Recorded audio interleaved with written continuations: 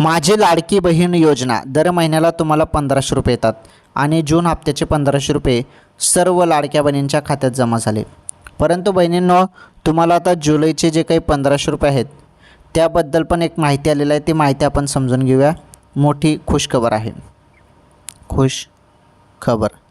आता खुशखबर काय आहे समजून घेऊया आपण एकदम सिंपल सोप्या भाषेत. तर बहिणींनो, खुशखबर अशी आहे, तुम्ही सर्वजण वाट बघत होते ना, जून हप्त्याची तुम्ही सर्वजण पहिले वाट बघत होते. तर जून हप्त्याचे 1500 रुपये तुमच्या खात्यात आले, बरोबर.